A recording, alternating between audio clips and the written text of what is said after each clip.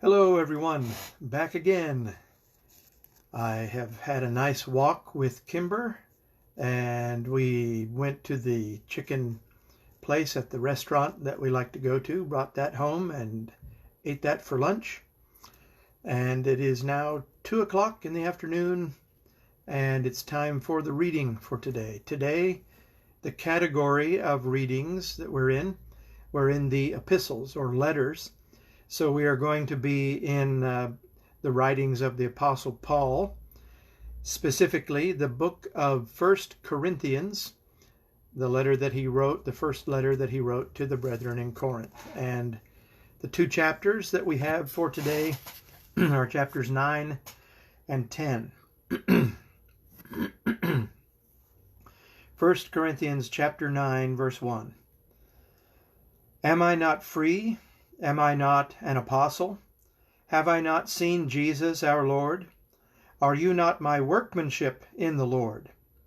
If to others I am not an apostle, at least I am to you, for you are the seal of my apostleship in the Lord. This is my defense to those who would examine me. Do we not have the right to eat and drink? Do we not have the right to take along a believing wife, as do the other apostles and the brothers of the Lord and Cephas? Or is it only Barnabas and I who have no right to refrain from working for a living? Who serves as a soldier at his own expense? Who plants a vineyard without eating any of its fruit? Or who tends a flock without getting some of the milk? Do I say these things on human authority?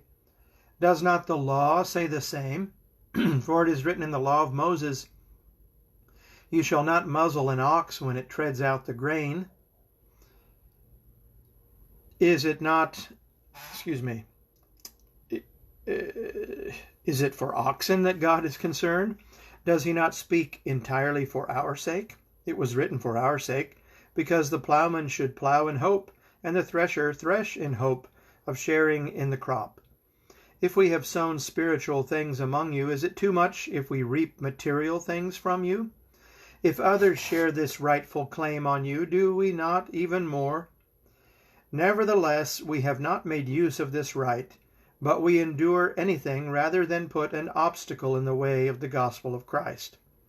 Do you not know that those who are employed in the temple service get their food from the temple, and those who serve at the altar share in the sacrificial offerings? In the same way, the Lord commanded that those who proclaim the gospel should get their living by the gospel.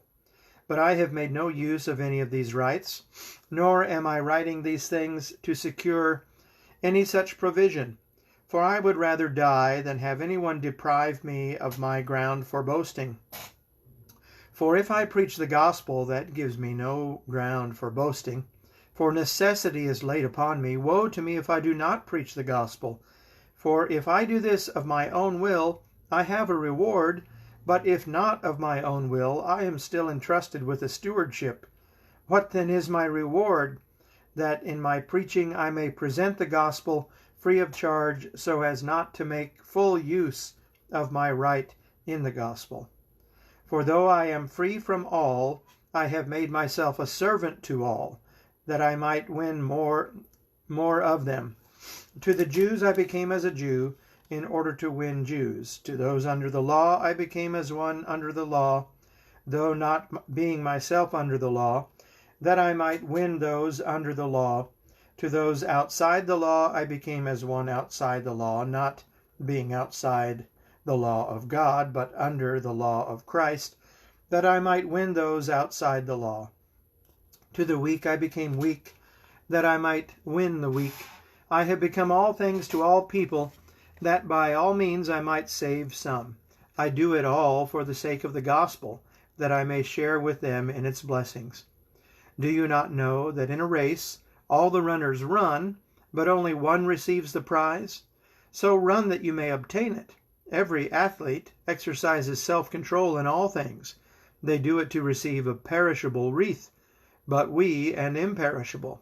So I do not run aimlessly. I do not box as one beating the air, but I discipline my body and keep it under control, lest after preaching to others, I myself should be disqualified. That was chapter 9 of 1 Corinthians, and now we're going to look at chapter 10. For I want you to know, brothers, that our fathers were all under the cloud, and all passed through the sea, and all were baptized into Moses in the cloud and in the sea, and all ate the same spiritual food, and all drank the same spiritual drink, for they drank from the spiritual rock that followed them, and the rock was Christ. Nevertheless, with most of them God was not pleased, for they were overthrown in the wilderness. Now these things took place as examples for us, that we might not desire evil as they did. Do not be idolaters, as some of them were. As it is written, the people sat down to eat and drink and rose up to play. We must not indulge in sexual immorality, as some of them did, and 23,000 fell in a single day. We must not put Christ to the test, as some of them did, and were destroyed by serpents, nor grumble, as some of them did, and were destroyed by the destroyer.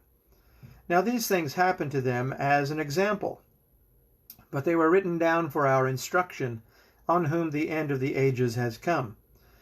Therefore let anyone who thinks that he stands take heed lest he fall. No temptation has overtaken you that is not common to man. God is faithful, and he will not let you be tempted beyond your ability, but with the temptation he will also provide the way of escape, that you may be able to endure it. Therefore, my beloved, flee from idolatry. I speak as to sensible people. Judge for yourselves what I say. The cup of blessing that we bless, is it not a participation in the blood of Christ? The bread that we break, is it not a participation in the body of Christ? Because there is one bread, we who are many are one body, for we all partake of the one bread. Consider the people of Israel. Are not those who eat the sacrifices participants in the altar? What do I imply then? That food offered to idols is anything, or that an idol is anything? No, I imply that what pagans sacrifice they offer to demons, and not to God. I do not want you to be participants with demons. You cannot drink the cup of the Lord and the cup of demons. You cannot partake of the table of the Lord and the table of demons. Shall we provoke the Lord to jealousy? Are we stronger than he? All things are lawful, but not all things are helpful. All things are lawful, but not all things build up. Let no one seek his own good, but the good of his neighbor. Eat whatever is sold in the meat market without raising any question on the ground of conscience. For the earth is the Lord's and the fullness thereof. If one of the unbelievers invites you to dinner and you are disposed to go, eat whatever is set before you without raising any question on the ground of conscience. But if someone says to you, "This has been offered in sacrifice," then do not eat it, for the sake of the one who informed you and for the sake of conscience. I do not mean your conscience, but his. For why should my liberty be determined by someone else's conscience? If I partake with thankfulness, why am I denounced because of that for which I give thanks? So whether you eat or drink, or whatever you do, do all to the glory of God. Give no offense to the Jews or to the Greeks or to the church of God. Just as I try to please everyone in everything, I do not seek my own advantage, but that of many, that they may be saved. Be imitators of me as I am of Christ. And that's where our Bibles have the break for the text. That's the end of chapter 10. So that's our reading for today. Look forward to seeing you tomorrow afternoon at 2 p.m., God willing. Have a great afternoon and evening. Love you all. Bye for now.